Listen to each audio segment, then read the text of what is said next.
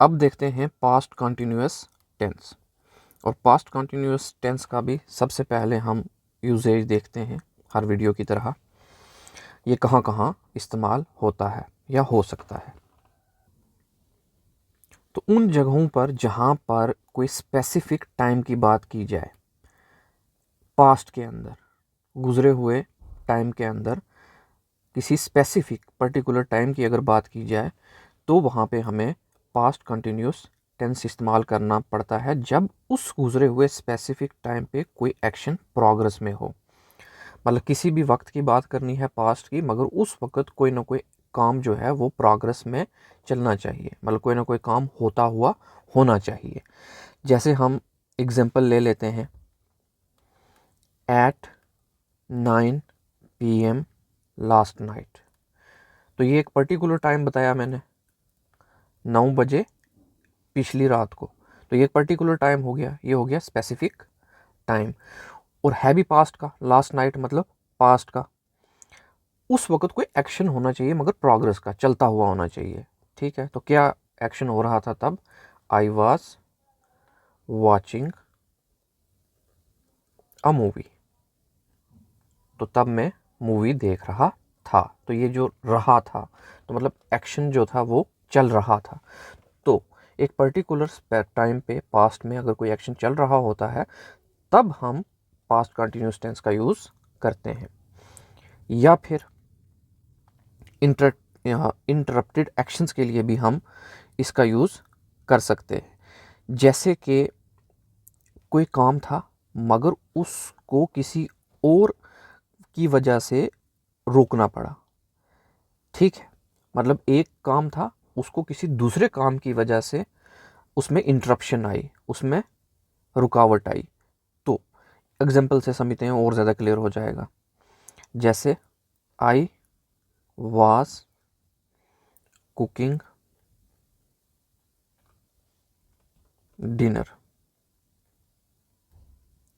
When the phone wrong. मतलब मैं खाना पका रहा था जब फ़ोन की घंटी बजी। तो इस फ़ोन की घंटी के बजने की वजह से मेरा काम इंटरप्ट हुआ। तो मेरे खाने का काम इंटरप्ट हुआ जब फ़ोन की घंटी बजी, मगर पास्ट में बजी, तो इसलिए पास्ट में पास्ट कंटिन्यूअस टेंस का हम यहाँ पे इस्तेमाल कर सकते हैं, क्योंकि ये मेरा एक्शन जो है, मेरे खाने का एक्शन जो है वो इंटरप्ट हुआ फ़ोन की घंटी बजने की वजह से। तो ऐसे इंटरप्टेड एक्शंस के लिए भी हम पास्ट के अंदर पास्ट कंटिन्यूअस टेंस का इस्तेमाल करते हैं। फिर उसके बाद आ गया पैरेलल एक्शंस। अब अगर दो एक्शंस एक ही टाइम पे पास्ट के अंदर हो रहे हों, तब भी हम यूज़ करते हैं। पैरेलल मीन्स एक के साथ दूसरा, मतलब जब एक हो रहा था उसी वक्त दूसरा भी हो रहा था। एग्जाम्पल से देखते हैं, जैसे वाइल आई वाज रीडिंग, जब मैं पढ़ रहा था। My sister was playing piano. तो जब मैं पढ़ रहा था तब भी मेरी सिस्टर जो है पियानो बजा रही थी। तो दोनों एक्शन पैरेलल हैं, मेरा पढ़ना और उसका पियानो का बजाना। तो पैरेलल एक्शंस जो पास्ट के अंदर होते हैं, उनके लिए भी हम किसका यूज़ करते हैं? पास्ट कंटिन्यूअस टेंस का। अब अगर पास्ट के एटमॉस्फेयर या बैकग्राउंड्स को बताना हो, ठीक है, तब भी हम जो है पास्ट कंटिन्यूअस टेंस का यूज़ कर सकते हैं। जैसे कि एग्जाम्पल से समझते हैं, द सन वाज सेटिंग, सूरज डूब रहा था। And the birds were singing, और परिंदे गा रहे थे। As we walked through the park. तो मतलब जब हम पार्क से गुजरे उस वक़्त, ये भी एक पर्टिकुलर पॉइंट भी बता रहा है, वही जो हमने सबसे पहला पढ़ा था कि एक स्पेसिफिक टाइम पे जो चीज़ हो रही है, बट साथ में क्या बता रहा है, पास्ट एटमॉस्फेयर्स का भी, एक पर्टिकुलर टाइम की बात कर रहा है। क्या, उस वक़्त जब हम पार्क से गुज़र रहे थे तब सूरज डूब रहा था और बर्ड्स गा रहे थे। तो ये क्या है, पास्ट एटमॉस्फेयर और बैकग्राउंड भी बता रहा है। जैसे उस वक़्त की बैकग्राउंड क्या थी, क्या चल रहा था, उस वक़्त सूरज डूब रहा था, परिंदे गा रहे थे। तो तब भी हम पास्ट कंटिन्यूअस टेंस का इस्तेमाल करते हैं। ठीक है, तो सबसे मेन जो अगर हम देखें तो ये 2-3 जो हैं ऊपर वाले, यही से हमें पता चल जाता है कि पास्ट कंटिन्यूअस टेंस का कहाँ इस्तेमाल करना है और कहाँ नहीं। तो अब आपको जब भी ऐसा कोई सेंटेंस दिखेगा तो आप उसको आइडेंटिफाई कर सकते हो कि ये कौन सा टेंस है, ये पास्ट कंटिन्यूअस टेंस है या नहीं है। ठीक है, अगर आपने पहले आइडेंटिफाई कर लिया, अगर ये आइडेंटिफिकेशन होगी, उसके बाद हम फिर एरर वगैरह देख सकते हैं कि क्या सही है और क्या गलत है। अब फिर हर बार की तरह हर टेंस के हम 4 फॉर्म्स पढ़ते हैं। सबसे पहले पॉजिटिव फॉर्म या पॉजिटिव रूल पढ़ते हैं। तो यहाँ के पास्ट कंटिन्यूअस टेंस के पॉजिटिव फॉर्म की अगर बात करें तो यहाँ पे भी सबसे पहले सब्जेक्ट होता है, मगर यहाँ पर या तो वाज या वर यूज़ करना पड़ता है, फिर वर्ब की पहली फॉर्म, फिर आईएनजी और फिर ऑब्जेक्ट। अब हम ये देख लेते हैं वाज कहाँ यूज़ करना है और वर कहाँ यूज़ करना है। जो भी चीज़ सिंगुलर होगी उसके साथ वाज यूज़ करेंगे, और जो भी चीज़ हमारे पास प्लूरल होगी, एक से ज़्यादा होगी, उसके साथ हम वर यूज़ करेंगे। आई के साथ भी हम वाज यूज़ करेंगे, ही के साथ भी, शी के साथ भी, इट के साथ भी और राजू के साथ भी। और वर वी के साथ, यू के साथ, दे के साथ। ठीक है, तो ये हो गया वाज और वर। अब सबसे पहले क्या लिख लेते हैं, सब्जेक्ट। सब्जेक्ट में क्या, रोज़ की तरह I, we, you, he, she, it और दे।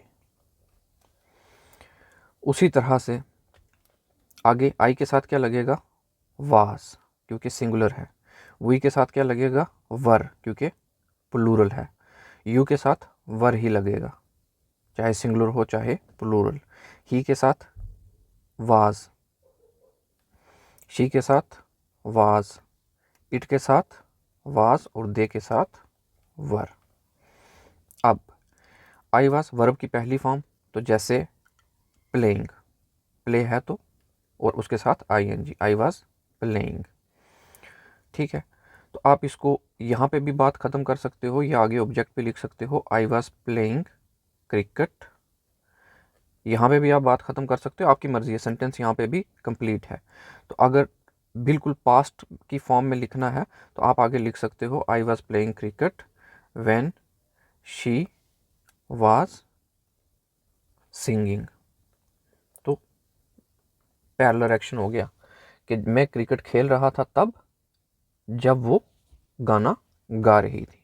उसी तरीके से अगर हम आगे बात करें तो आगे भी बिल्कुल सेम, कुछ नहीं, डिटो वैसे का वैसा कॉपी कर सकते हैं। I we were playing cricket, आगे चाहो तो यहीं पे आप बात ख़त्म करो, चाहे आप आगे लिखो कि when she was singing, when he was dancing, when he was कुछ भी, तो आप वो भी लिख सकते हो। ठीक है, उसी तरीके से आगे यहाँ you were playing cricket, he was playing cricket, she was playing cricket, it was raining और दे वर, इसको फिर से लिख लेते हैं, they were playing cricket.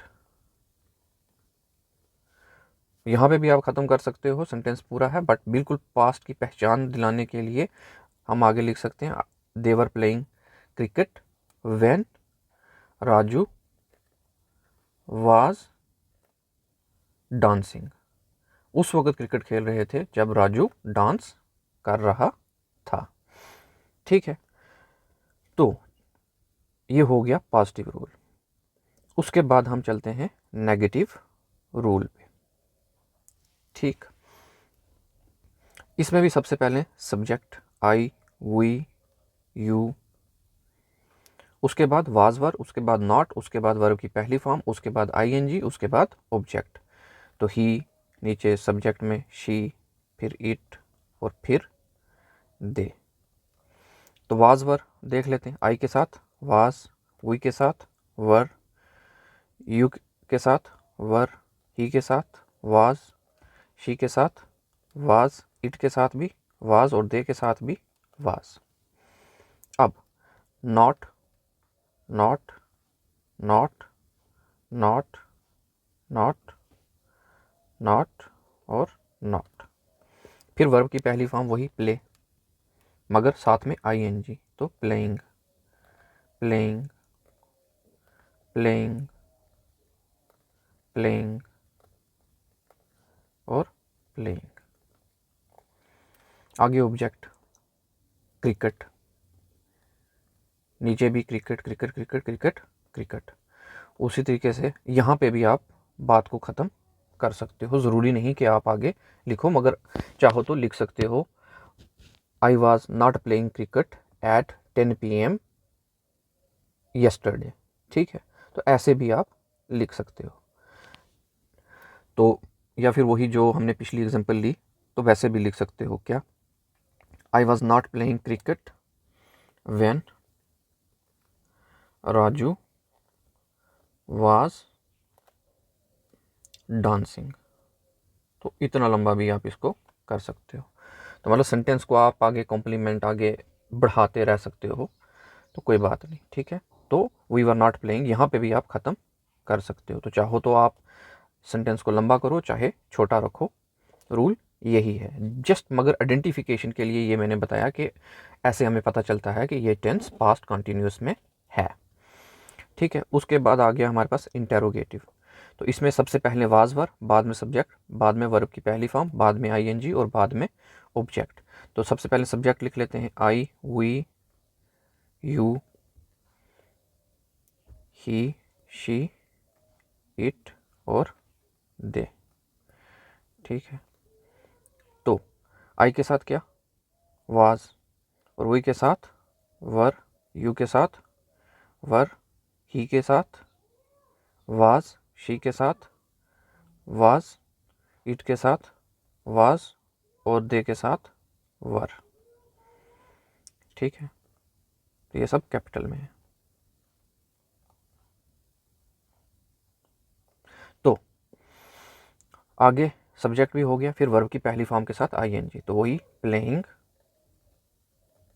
Football object की जगह बस, और आगे question mark. Was I playing football. तो आगे चाहो तो आप इसको भी पिछली बार की तरह लंबा कर सकते हो। Was I playing football when Raju was dancing, आगे क्वेश्चन मार्क। तो चाहे आप इतना लंबा सेंटेंस लिखो, तो चाहे आप सिर्फ इतना लिखो, कोई इशू नहीं। ठीक है, उसी तरीके से ये नीचे वाले आप खुद कंप्लीट कर सकते हो। Were we playing football, were you playing football, was he playing football, was she playing football, was it raining, were they playing football. और आगे लंबा भी करना हो तो were we playing football when Raju was dancing, were you playing football when Raju was dancing, was he playing football when Raju was dancing. तो आप उतना लंबा भी लिख सकते हो, एंड पे क्वेश्चन मार्क। उसी तरीके से इंटेरोगेटिव कम नेगेटिव। इंटेरोगेटिव कम नेगेटिव, इसमें क्या है कि इसमें सबसे पहले वाज वर ही लगता है, क्योंकि इंटेरोगेटिव है तो सवाल तो पूछना ही है। फिर सब्जेक्ट लगता है, फिर नॉट लगता है, फिर वर्ब की पहली फॉर्म के साथ आईएनजी और फिर ऑब्जेक्ट। तो सब्जेक्ट वही हर बार की तरह I, we, you, he, she, it and they. तो वही वाज वर, आई के साथ क्या लगेगा? वाज, वी के साथ वर, यू के साथ वर, ही के साथ वाज, शी के साथ वाज, इट के साथ वाज, दे के साथ वर। और फिर वही नॉट, सब की जगह क्या? Not, not, not, not, not और नॉट। फिर वर्ब की पहली फॉर्म प्ले और उसके साथ आईएनजी प्लेइंग, और आगे ऑब्जेक्ट फुटबॉल। तो चाहे यहीं पे ख़त्म करो और चाहे आगे लेके चले जाओ। Was I not playing football when phone wrong, ऐसे भी आप लिख सकते हो कि दूसरे एक्शन जब ने इंटरप्ट किया तो तब क्या मैं फ़ुटबॉल नहीं खेल रहा था। तो चाहे आप यहाँ पर भी रोक सकते हो, ठीक है। तो इस तरीके से बाकी चीज़ें आप खुद से ट्राई करो। कुछ नहीं ट्राई करना, मतलब यहाँ पे प्लेइंग, यहाँ पे प्लेइंग प्लेइंग प्लेइंग प्लेइंग, यहाँ पे football football football football football, ठीक है। तो were you not playing football, was he not playing football, was she not playing football, was it not raining, were they not playing football when the phone wrong, ठीक है। तो कुछ भी आप आगे ऐड कर सकते हो, चाहे ऐड ना भी करो तो भी यहाँ पे सेंटेंस पास्ट कंटिन्यूस का पूरा हो जाता है, ठीक है। तो ये था आज की वीडियो का। Thanks for the patience. तो आगे देखेंगे हम फ्यूचर कंटिन्यूअस टेंस।